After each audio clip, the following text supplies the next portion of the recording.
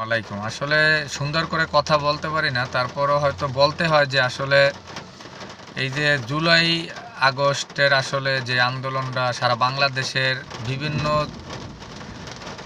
পেশা শ্রেণীর লোক আসলে সবাই মিলে একসাথে আসলে আন্দোলনের সাথে শরিক ছিল।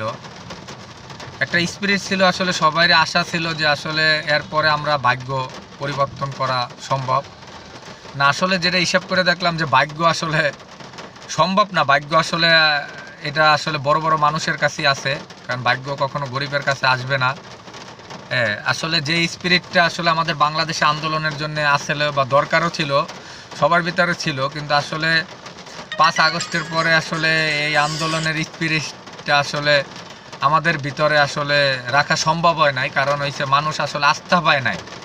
হ্যাঁ, আসলে এক একটা আন্দোলন হয়তো যেটা শুনছি, এখনও শুনি যে 40, 50, 60 বছর পরে এক একটা আন্দোলন বাংলাদেশ বা সারা দেশেই আর কি হয়, কিন্তু আসলে সেটার স্পিরিটটা আসলে মানুষ আমাদের বাংলাদেশের এমন মানুষ ছিল, যদি এই আন্দোলনের পরে সবার ভিতরে আস্থা রাখা যাইতে, আসলে মানুষ প্রত্যেকটা মানুষ আসলে জীবন দেওয়ার জন্য প্রস্তুত থাকতে। কিন্তু এখন মানুষ আসলে জীবন দিতে গেলেও ভাবে যে আমি জীবন দিলে আসলে কিছুই হইবে না, তাহলে কেউ আসলে সাধারণত দিতে চাইবে না বা দেবেও না।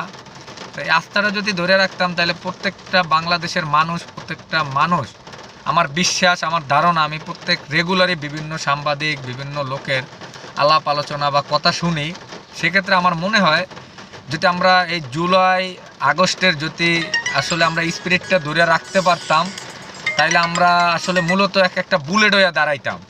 এক একটা বুলেট হয়ে দাঁড়াইলে আসলে বাংলাদেশের জন্য এক একটা বুলেট হয়ে কাজ করতে প্রত্যেকটা মানুষ, প্রত্যেকটা জায়গা থেকে। এইটার জন্য আসলে একতা ধরে রাখার জন্য সবাই ইনশাল্লাহ চেষ্টা করবেন। আমরা গরিবের জন্য একটু চেষ্টা করবেন। জি, আল্লাহ হাফেজ।